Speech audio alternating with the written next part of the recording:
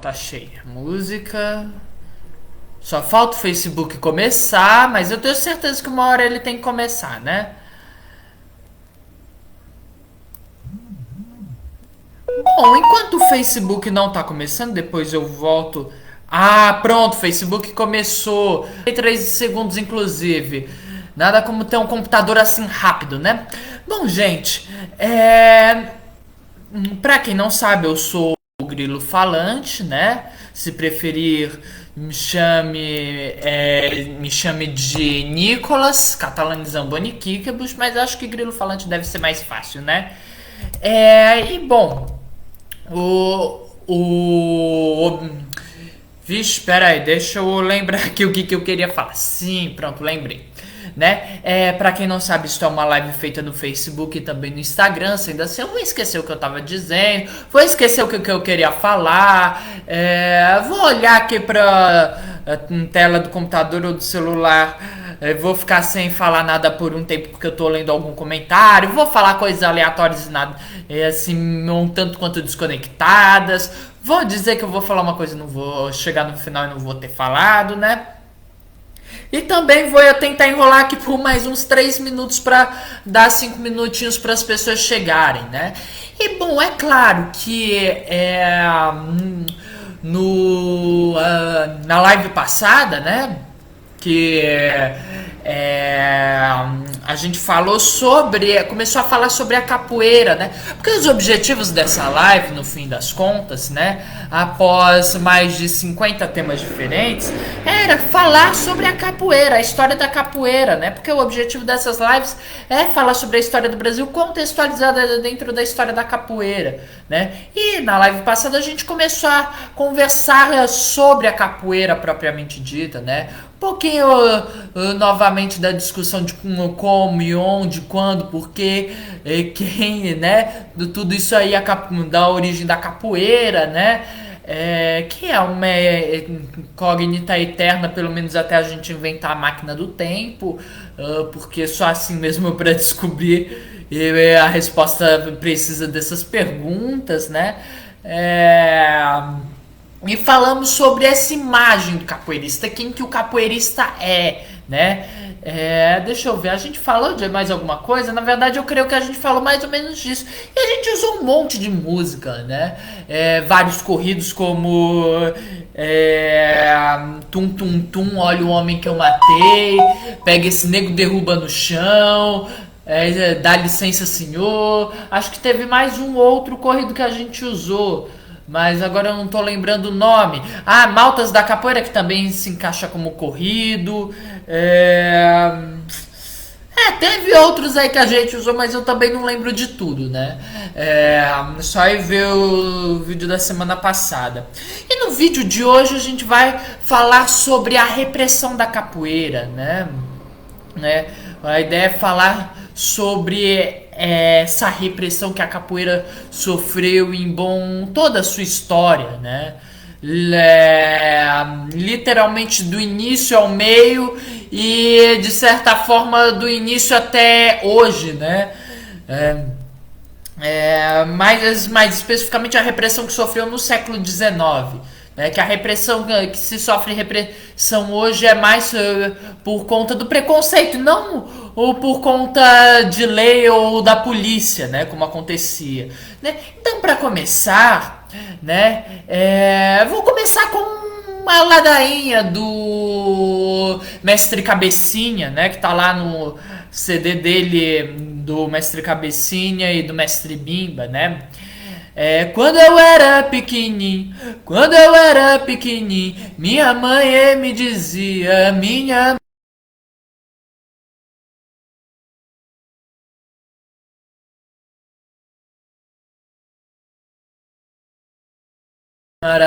né?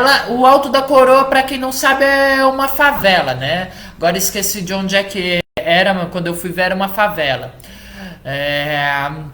E é exatamente essa imagem que se tem da capoeira, como a gente conversou no vídeo passado, né? Mas uma imagem que não é bem assim, né? É fato que a capoeira do século XIX, início do século XX, Bom, de certa forma, no século XX todo, e ainda no século XXI, é uma capoeira de valentes, né? É uma capoeira de alguém que não desiste de lutar por aquilo que quer, né? É, e é uma capoeira, né?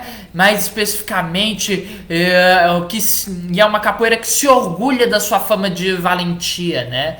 Porque fato é, nossa capoeiristas de maneira assim generalizada, né? Adoramos nossa fama de valente, né? Adoramos os nossos heróis de outrora, como o Besouro Mangangá, que é o maior de todos, sem dúvidas, né? Como a gente vai conversar no vídeo assim bem lá pra frente, né? Mas porque o Besouro Mangangá é incrível, né? Ele é literalmente um super-herói em todos os sentidos que a palavra possa ter, né? E no século XIX, século XX especificamente, essa fama de valentia era ótima para os capoeiras. Por quê? Porque antes da batalha corporal mesmo, tem a batalha psicológica, né? Os antigos gregos, eles acreditavam, eles eram politeístas, tinham vários deuses, né? Boa noite, Lena. E um desses deuses era o deus da guerra Ares, né? Que era o deus da batalha mesmo, né? Você tinha outra divindade da guerra que é a Atena, né? Que é da batalha, mas no sentido da batalha estratégica, né? Não numa coisa instintiva, é uma coisa pensada, planejada, né? Tanto que a Atena sempre dá uma surra em Ares, né? E Ares, ele tinha 2 filhos com Afrodite, né? Afrodite, que é a deusa do amor e das paixões, né? E esses filhos são Phobos e Deimos. E Phobos é o deus do medo e Deimos é o deus do pânico. E mais especificamente é o medo e o pânico na batalha, porque as primeiras coisas que levam à vitória é o seu inimigo tá com medo e seu inimigo tá com pânico, né? Porque é nesse momento em que vacila. E essa fama é ótima para capoeira, por quê? Porque a capoeira era perseguida. A capoeira, além de perseguida entre os próprios capoeiristas, era uma coisa assim que com competições internas que existem até hoje, né? Até hoje tem gente que se fere em rodas por conta dessas disputas internas da capoeira que existem desde que capoeira é capoeira, né? Como a gente vai ver no próximo vídeo, né? Creio eu. Agora eu não tenho certeza da divisão que eu fiz, mas enfim, né? E no caso... então essa fama era maravilhosa para o capoeirista, principalmente porque ela era perseguida. E por que ela era perseguida? Por causa dessa fama, né? Então era ótima, então o capoeirista adorava ter essa fama de valente e desordeiro. Em compensação era esse o mesmo motivo dele ser perseguido, né? E agora, por que então ele tinha essa fama para começar? Porque ele era perseguido porque tinha essa fama, e ele tinha essa fama porque era perseguido, né? Esse ciclo eterno sem fim, né?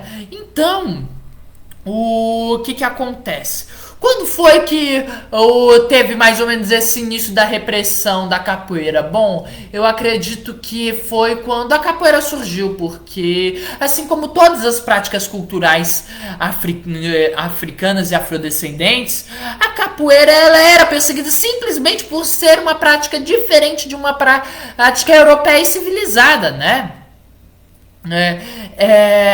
Mas o dado mais antigo que eu consegui encontrar da repressão da capoeira, né, foi o seguinte: foi de um governador chamado, foi em 1773, né? O que acontece? Em 1773, uns capoeiras decidiram assaltar o palácio do bispo, né? Eles assaltaram e o governador Barbosa decidiu iniciar uma guerra contra a capoeira, né? Porque os capoeiristas já cometiam assaltos e assassinatos e ofensas físicas, né? Antes mesmo dessa data. Mas é nessa data que esse governador Barbosa decide começar a perseguir mesmo a capoeira, né? É, tipo isso aí, vende mais porque é mais fresquinho, ou é mais fresquinha porque vende mais, né? Então, e aí, em 8 de agosto de 1776 é decretada a prisão aos capoeiras pelo doutor Casado Lima, né, que era o delegado lá do primeiro distrito de Recife. E aí, em 31 de outubro de 1821, é instituída uma carta delimitando os castigos corporais aos capoeiras, né? Além também daquela prisão do Negro Adão, que é o registro mais antigo que se tem da capoeira. Bom, registro oficial, né? De prisão. E o que acontece? A capoeira, né? Ela vai então começar a ser perseguida aí desde o século XVIII, mas no Rio de Janeiro, que é o único lugar do Brasil que importa, né? Pelo menos para esse contexto de perseguição contra os capoeiristas, no Rio de Janeiro a capoeira só começa a ser perseguida mesmo tipo depois de 1808, né? Lá em 1816. Porque o que acontece? Vai ser em 1808, como vocês já sabem, né? Quando Dom João VI vai chegar no Brasil, né? Mais especificamente quando ele chega no Rio de Janeiro e ele se tornando o primeiro rei europeu a morar numa colônia, né? Coisas que só acontecem no Brasil. E aí, com ele aqui, né? Muitas coisas começava a ter um maior contingente de escravos, né? E a capoeira começa a ser vista como um dos maiores problemas assim que o Rio de Janeiro tinha, né? Não era falta de saneamento básico, um número crescente de desigualdade social no futuro próximo, né? Não era um monte de gente pobre passando fome, né? Uma escravidão descarada que não devia acontecer, nada disso era problema. O problema era a capoeira, que é prática de marginal que não presta, né? E por que é prática de marginal que não presta? Porque era prática de negro, né? Porque era prática de negro, que era ou pobre ou escravo, né? Então você vê que não pode ser uma coisa que preste, né? Então, e aí os capoeiristas, eles vão assim colaborar muito com essa política, com essa fama de valente deles, né? Uma fama bem merecida, é claro, né? Haviam muitos valentes, né? E uma fama, e é uma coisa que era necessária, né? Quando a gente for conversar sobre a divisão entre os capoeiras, né? Eu vou explicar por que essa coisa da valentia era tão importante, né? Que é o maior motivo de existência dela, né? Talvez seja se não for esse o principal motivo, o maior motivo então é os enfrentamentos com a polícia, né? E mais do que os enfrentamentos com a polícia, o maior motivo vai ser a perseguição da polícia. Porque o que acontece, né? A polícia vai começar a perseguir a capoeira e os jornais vão começar a perseguir a capoeira e vão criar esse imaginário do capoeira, como vou ler aqui no Capoeira em Cenas, que tem um trecho de um jornal aqui maravilhoso para falar o que era a capoeira, né? Evidentemente uma propaganda nem um pouco manipulada, com ideias nem um pouco parciais, é uma coisa assim completamente imparcial, né? Coisa que nem é de mídia golpista, né? Olha só, isso aqui foi o jornal A Constituição de 24 de junho de 1888, né? Que é do Ceará. Horrível é a tal capoeiragem dos negros libertos, escravos e mulatos, os quais constituem uma sociedade de assassinos da espécie mais singular. Eles percorrem as ruas como possessos para saciar o instinto sanguinário, invencível e matam o primeiro que encontram, seja homem de cor, branco, brasileiro ou estrangeiro, somente para derramar sangue. Ó, tá vendo, gente, como essa gente não presta? Olha só, e tem mais. Feita que seja alguma vítima, os capoeiras escapam, sim, sem deixar vestígio, e o assassino, alguns minutos depois do crime, apresenta-se ao seu amo com o aspecto mais inocente do mundo, como se não tivesse saído de casa todo aquele dia. Tá vendo, gente? Não presta, né? Você vê assim, aí você vê que é culpa dos africanos, porque ainda diz o seguinte: a capoeiragem foi transportada para o Brasil, provavelmente por certas tribos da África, que só gente bárbara. Então vocês veem, gente, a capoeira tem que ser perseguida mesmo. Vocês estão vendo, é gente que não presta, foi o jornal que disse. Jornal nem um pouco parcial, né? E aí, né? Então ela começa a ser perseguida duramente no Rio de Janeiro em 1816, no período joanino, né? Vai uma perseguição que aumenta lá na década de 20, né? E aí, na segunda metade da década de 20 há uma diminuição. E aí tem o quê? Tem a década de 1830. E aí a capoeira passa a ser perseguida, sim, de novo, a ser a rodo, né? Então, e por que esses momentos, né? 1816 eu não sei dizer exatamente o porquê. Mas eu sei que em 1820, o que está acontecendo na década de 1820 no Brasil? Né? Para aqueles que acham que a história do Brasil não está conectada diretamente na história da capoeira. Independência do Brasil, né? Dom Pedro I se cagando dizendo independência ou morte, né? Fazendo lá, declarando a independência que foi feita pela Princesa Isabel e pelo José Bonifácio, né? Lá com a diarreia dele, né? Portanto, um período conturbado, né? Especialmente com a lusofobia, né? E aí em 1830, o que acontece lá nessa década de 1830? Melhor período da história do Brasil, que foi o período em que o Brasil quase deu certo, né? Que é o período regencial, né? Período que quase deu certo porque foi quando o Brasil estava quase conseguindo se separar assim, em vários países diferentes, né? Se a gente tivesse conseguido, pelo menos a gente não poderia dizer que Sul, Sudeste e Centro-Oeste tá indo muito bem, né? Sem nós, Nordeste e Norte, né? Que são cantos muito superiores ao Sudeste. E aí, né, só vê o tipo de presidente que colocam no poder, né? Então, né,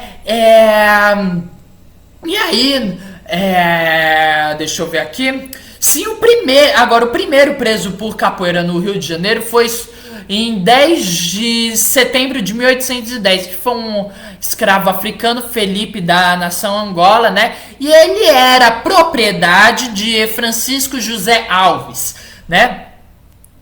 E, bom, pra não dizerem que eu estou sendo injusto, né? Pra vocês verem que a capoeira não era assim tão perseguida, né? Isso aí é frescura. Os capoeiristas, eles costumavam se reunir em estabelecimentos comerciais, como eu já disse, né? Tipo açougues, tavernas, estabelecimentos congêneres, né? Claro, além dos zungus sobre os quais a gente já falou aqui, né? E aí no dia 6 de 11 de novembro de 1821, foi decretado que os açougues, tavernas e estabelecimentos congêneres fossem fechados às 10 horas da noite, né, para evitar aglomerações de capoeiristas, né? E essa é só uma das medidas que disse exatamente a mesma coisa, que fez exatamente essa mesma proibição, porque uma coisa assim que o Brasil tem de maravilhosa é essa capacidade de ignorar as leis, né? Então, da mesma forma em que a gente fez um acordo com a Inglaterra dizendo que ia abolir a escravidão, fez uma lei abolindo o tráfico negreiro, fez outra lei abolindo o tráfico negreiro, né? Porque é lei para inglês ver, né? Com a capoeira, porque depois da última abolição do tráfico negreiro para o Brasil, nunca se traficou tanto escravo, né? E assim, né? E a mesma coisa funciona com o povo de maneira geral, né? Proibiu aí a 6 de novembro de 1821 às 10 horas da noite esses estabelecimentos abertos para os capoeiristas não ficarem se juntando, né? Então, além de outros negros, né? Porque vocês sabem, gente preta junta é assim um sinal de perigo, né? O que nessa época era mesmo, porque especialmente aí em 1820, década de 1820, década de 1830, o que não faltou foi rebelião escrava, né? Mas ainda assim essa perseguição era injusta, né? Como falaremos no decorrer deste vídeo, né? Então, né? Proibiu uma vez, daqui uns meses tinha que proibir de novo, porque o povo meio que esquecendo a lei, sabe? Então tinha que ficar proibido toda hora, né? Agora, e essa questão da capoeira, né? O desejo assim de se coibir os capoeiristas, um desejo que não deu certo, né? Não deu lá muito certo, porque a capoeira existe até hoje, né? Por exemplo, o chicoteamento dos escravos em público, né? Foi proibido com o decorrer do tempo, né? Se restringiu começou a se restringir só dentro dos calabouços, né? Agora, os capoeiristas, sendo livres ou escravos, eram punidos sendo açoitados em praça pública, né? E assim, pra vocês verem como não havia perseguição nenhuma e que isso é tudo invenção de gente doida, né? Os capoeiristas começaram a ser presos por... Capoeiristas não, pessoas negras, evidentemente, começaram a ser presos por coisas assim que obviamente mereciam prisão, né? Assobiar, né? Você vê assim uma pessoa assobiando na rua, sai correndo que é capoeirista e vai te matar, né? Como diziam os jornais, nem um pouco parciais, né? E é sério isso, tinha gente que estava mesmo presa por assobiar, né? Por exemplo, deixa eu ver aqui. Não tô achando aqui um caso de negro preso por assobiar, mas tinha também casos de gente que tava sendo presa por se vestir como capoeira, né? Bicho, que luz é essa, hein? Sei lá.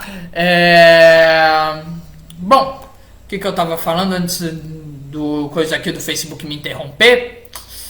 Assim, por exemplo, eu vi um tal de José Rebolo, que era um escravo de um tal de... Escravo né?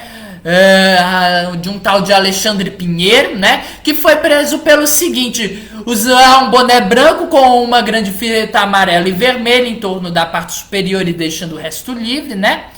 E também por carregar uma faca de ponta, né? E ele foi condenado só a 3 meses de prisão e a 300 chibatadas, né? No caso, o que acontece? Qual que é o problema desse boné? Porque era o boné usado pelos capoeiristas, né? Quando a gente for falar de divisões entre as maltas do Rio de Janeiro especificamente, também os grupos que havia lá em São Paulo, a gente vou explicar melhor essa coisa do boné, né? Edilene, no momento eu faço parte do Raízes do Brasil.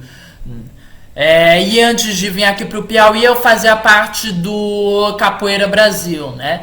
E antes de eu me mudar pra Palmas, eu fiz parte do grupo Senzala, né? E antes disso eu não lembro, mas eu creio que quando eu morava em Guarapari também era do Senzala. Bom, essa questão da punição das 300 chibatadas, né? Ou mais, na verdade, era uma coisa assim comum entre os capoeiristas, né? Mesmo depois de uma portaria de 1821 que proibiu, que restringiu a quantidade só para 100 chibatadas, né? E o primeiro capoeirista escravo a receber a punição registrada, né? Porque nem sempre a punição está registrada lá na prisão, né? Mas o primeiro a ter a punição de 300 chibatadas registradas foi o João Congo no dia 17 de maio de 1815. Com o tempo, os capoeiristas eles começaram a parar de ser presos e levando 300 chibatadas, né? Que isso das 300 chibatadas era tipo no início, né? Dessa repressão, né? Começaram a ser mandados para um lugar mais importante, né? A Estrada da Tijuca, né? Que ainda não existia, então estavam construindo, né? E por que a Estrada da Tijuca estava sendo construída, né? Porque o Dom João VI estava no Brasil, e com o Dom João VI no Brasil, a gente tinha que modernizar o Rio de Janeiro, né? Uma das obras foi conectar o centro urbano do Rio de Janeiro com o resto do Rio de Janeiro, né? justamente pela Estrada da Tijuca, né? Novamente, aí a história da capoeira se conectando com a própria história do Rio de Janeiro, né? Que foi inclusive o tema de um vídeo, né, justamente por conta disso, né? E essa Estrada da Tijuca acabou, a obra da Estrada da Tijuca acabou acabando, né? Ela foi a principal do período joanino. E aí, com a independência do Brasil, começaram a fazer uma outra obra, uma obra assim monumentalmente monumental, né? Que começou em 1831 e só foi terminar em 1800. Não, pera, o quê? Depois eu olho aqui quando foi que a obra do Dick começou. Mas era o Dick da Ilha das Cobras, né? Que ia servir para fazer a manutenção dos navios, né? Quando eu vou falar depois em um outro vídeo sobre o Arsenal e a Ilha das Cobras e o Dick que estava sendo construído lá, né? Mas só para ficar de informação, os prisioneiros ficavam num navio chamado Presiganga, né? Que era um navio prisão, né? Que deveriam apenas passar meses naquele trabalho extremamente exaustivo e exploratório, né? Mas tiveram uns que passaram anos esquecidos lá, né? A primeira Presiganga que teve no Brasil foi a nau Príncipe Real, né? Que foi justamente o navio que trouxe o Dom João VI, né? Para o Brasil, né? A obra do Dick começou, só que aí com os primeiros anos da regência ela paralisou, né? A regência começou em 1831, agora faz mais sentido. Em 1831, com a regência, a obra paralisou, porque, enfim, um período muito conturbado, né? E ela só retornaria em 1850. Só que nesse período da paralisação da obra, continuaram sendo mandados os prisioneiros para trabalharem no Arsenal da Marinha, né? Que ficava também na Ilha das Cobras. E a obra do Dick, né, ela começa a substituir as penas de açoitamento, né, só que em questão de 4 meses, lá no ano de 1824, os açoitamentos retornariam, né, e a obra em si começaria no dia 24 de agosto de 1824, né, quando Dom Pedro I quebrou a primeira pedra. E terminaria só em 1861, né? E, no caso, os capoeiristas começaram a ser mandados para o Dick 6 dias depois da obra. E por que mandar para a obra, né? Por que não continuar só mandando para a prisão e açoitando publicamente? Bom, para começar, eu acho que não estava dando muito certo. Para terminar, o que acontece? Como eu já disse no vídeo passado, os capoeiras, eles eram associados ao quê? A desordem e a vadiagem, vagabundagem, né? Então, como é que a gente faz para acabar com essa escória de capoeiristas, vagabundos? Bota eles para trabalhar, né? Então, pegava e botava para trabalhar no Dick, né? Ou então na Estrada da Tijuca, era mais ou menos nessa lógica, né? Afinal de contas, gente, o negro não tinha capacidade para trabalhar sozinho, né? Ele não tinha essa capacidade, que é uma capacidade, assim, evidentemente exclusiva do homem branco. O índio também não tinha, né? A gente só tem, por exemplo, tipo assim, as grandes pirâmides do Egito, né? A cidade do Zimbábue. Também tem Tenochtitlan dos Aztecas, né? Da América, né? Sem falar também do Império Inca, né? Que era tipo assim, cidades assim, as pirâmides não, mas o Zimbábue, Tenochtitlan, entre tantos outros exemplos que eu poderia dar, né? Eram cidades assim, bem pequenininhas, era só maior que qualquer cidade europeia que se tinha no século XV, né? Então, assim, é uma coisa assim de apadrinhamento que se tem com o negro, é uma questão que a gente vai trabalhar mais aprofundadamente, uma questão, assim, como razões ridículas que a gente vai trabalhar mais aprofundadamente, né, futuramente, mas é uma coisa, assim, que está interligada com a própria capoeira, porque quando perceberam que a capoeira não tinha mais como ser proibida, né, ela começou a ser controlada pelo Estado, né, a ser apadrinhada pelo Estado, né. E bom, só que assim, né? Os senhores de escravos não eram muito fãs dessa política aí do governo de mandar os escravos pra obra, né? Capoeiristas ou não, né? É, e nem para qualquer castigo vindo do governo, para deixar claro, né?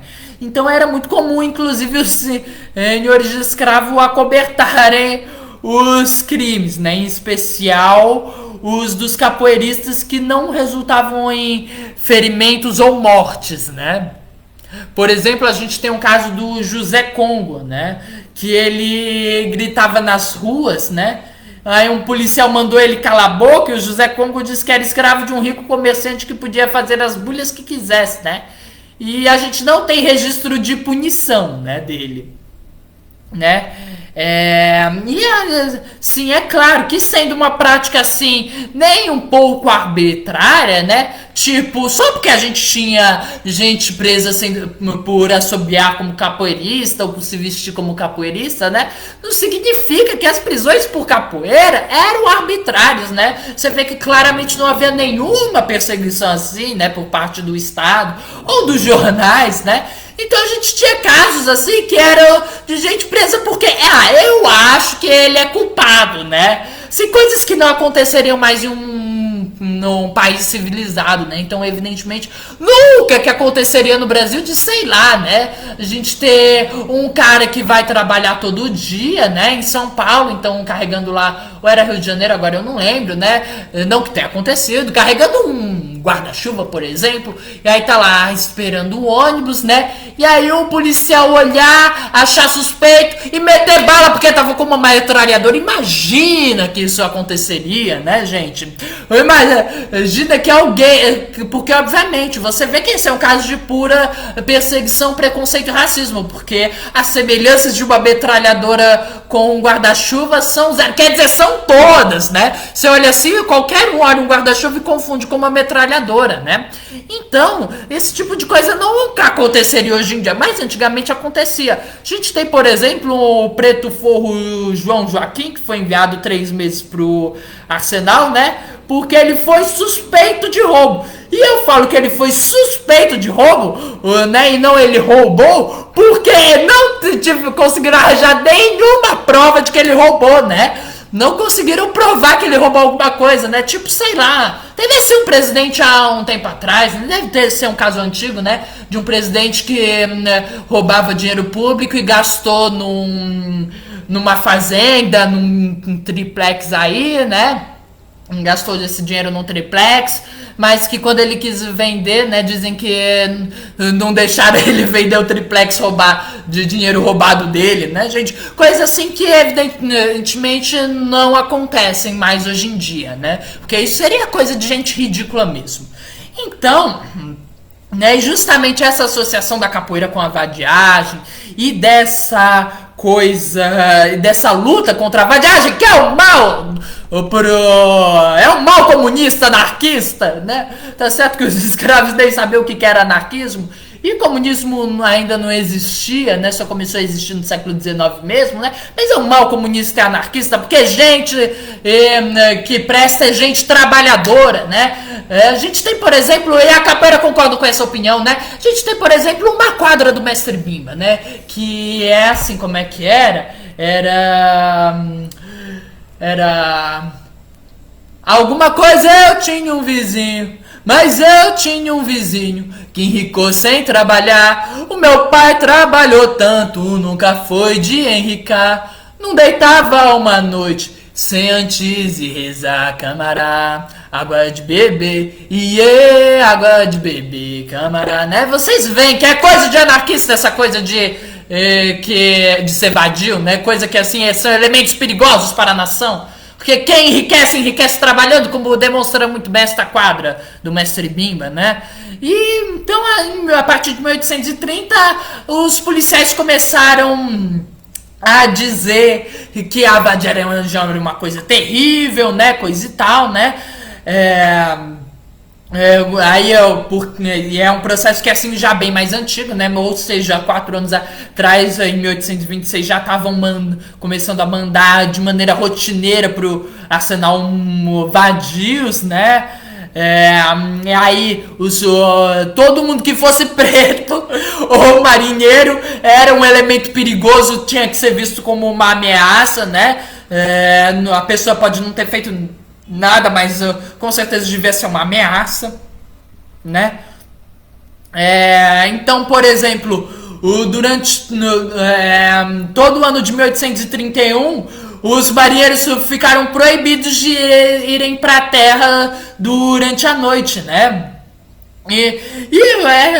Além dessa, como aconteceu com a história dos estabelecimentos fecharem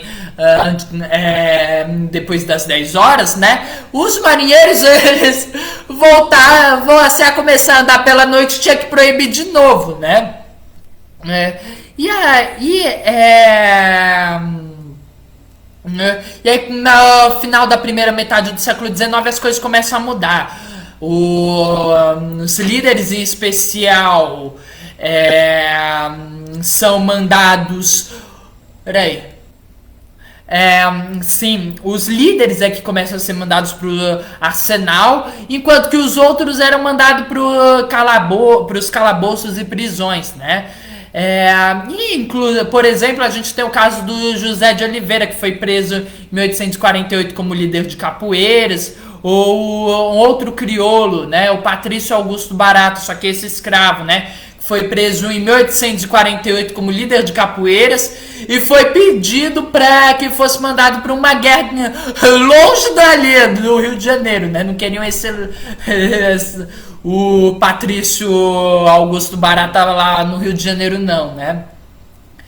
E o Arsenal da Marinha em si, é o maior complexo prisional do Rio de Janeiro até 1815, né? Junto com a aljube da freguesia de Santa Rita, do calabouço na freguesia de Santa Luísa e no Morro do Castelo, da Cadeia Velha, que ficava embaixo da antiga Câmara da cidade, lá na ilha de Santa Bárbara, e da Fortaleza de Santa Cruz, né? No caso, para o calabouço, né, foram mandados entre 1810 e 1820 411 escravos presos por mês, né, como capoeiras, né, recebendo punições de 50 até 300 chibatadas e sendo e outros 29 capoeiras que eram livres, né? Deixa eu ver se tem mais alguma coisa interessante a ser comentada. Sim, e aí no período da regência em específico, né? A gente tem lá todo esse medo de uma rebelião escrava, né? Coisa e tal. E a gente vai ter também um início maior da politização dos próprios capoeiristas, né? E dos escravos de maneira geral. A gente vai ter, por exemplo, o caso de um homem livre chamado Luiz José, que foi pego incitando as maltas, que eram os grupos de capoeiras, a matarem os marinheiros, né, que estivessem no Brasil. Deixa eu ver o que é isso aqui. Não, isso aqui deixa para outro dia. A gente tem, por exemplo, e essa perseguição da década de 1830 começa com a morte de um comerciante, Joaquim Antônio Alves, né?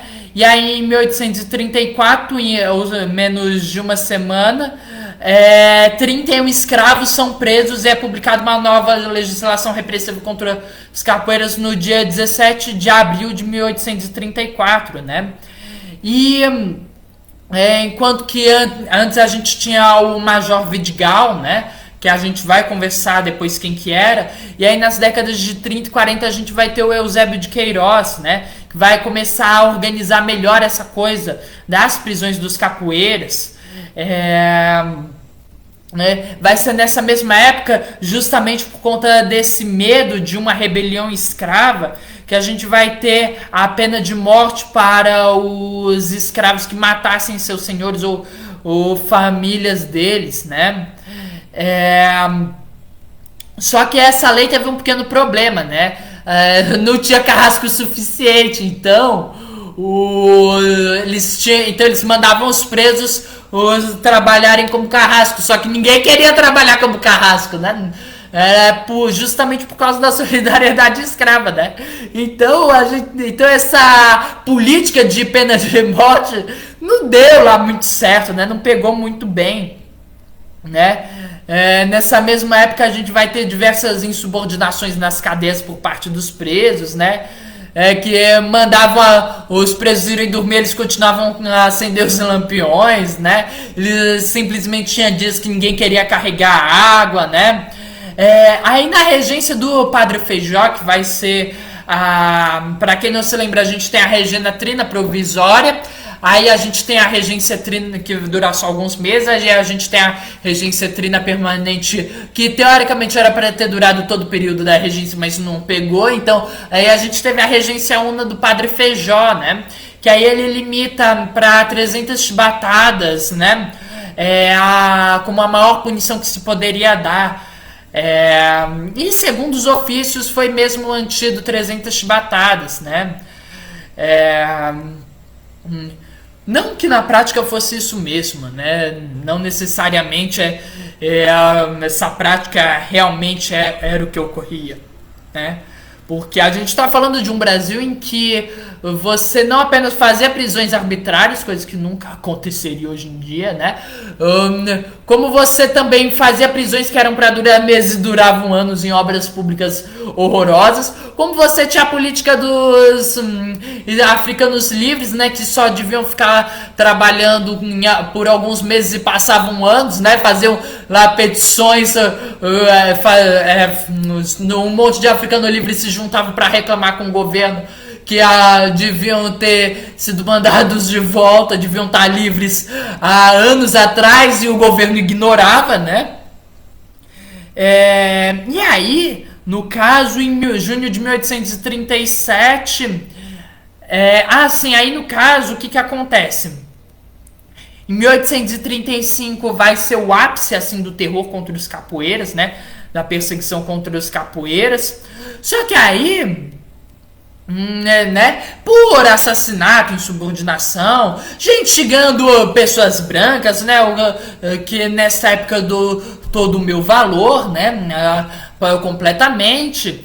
E aí, no caso, como estava aumentando o terror da elite, aumentando a perseguição cada vez mais, as maltas cada vez mais inteligentes começaram a praticar de maneira mais escondida, né? Por exemplo, praticando nas festas santas, né? Que aí os inspetores de quarteirões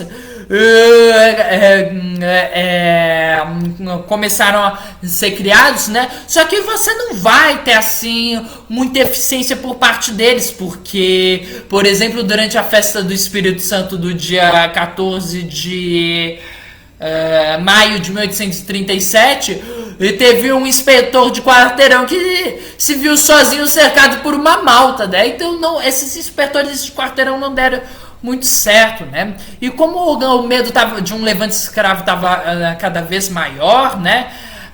Até por conta da revolta dos malês, acabou ficando em segundo plano a capoeira, né? E aí em junho de 1837, Calabouço passa do Morro do Castelo para casa de correção na Cidade Nova, né? E aí os limbambos começam a ser extintos por conta da própria evolução moral da sociedade brasileira, né? E aí os capoeiristas, né, cada vez mais inteligentes e melhorando suas técnicas, e por culpa do recrutamento obrigatório do próprio governo, né, acabam fazendo amigos com militares, tendo militares que eram capoeiristas, né, e aí todo mundo assim, tipo, muito amigo, né. Então a gente vai ter, por exemplo, uma grande infiltração dos capoeiras no Batalhão dos Artífices do Campo de Santana. E essa repressão vai começar a ser assim contornada de maneira mais inteligente, né? Então, por exemplo, De 19 de dezembro até 1849 até o final do ano de 1849, né? A gente continua tendo a perseguição dos capoeiristas, né? Visto que 19 foram presos, né? No caso, no dia 22 de dezembro de 1849, foi o primeiro grupo de capoeiras do Códice 398. Foi preso, né? E aí esse código, no caso, é de parte de dezembro de 1849 até 1850, né? E ele era composto pelo João Angola, Paulo Congo, Lázaro Congo, Domingos Cassange, Miguel Benguela, e o único livre, possivelmente, era um tal de Lúcio Estevão Veloso, né?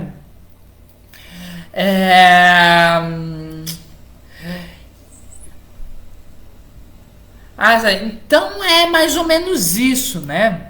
É mais ou menos essa a perseguição da capoeira no Rio de Janeiro, né? Boa noite, Alba, boa noite, Lucas, e boa noite, Manuel, né? E assim, essa perseguição à capoeira é no Brasil de maneira em geral, né? Essa perseguição vai ser tão terrível que em alguns locais, por exemplo, como em Sobral, lá no Ceará, né, a capoeira vai desaparecer, né?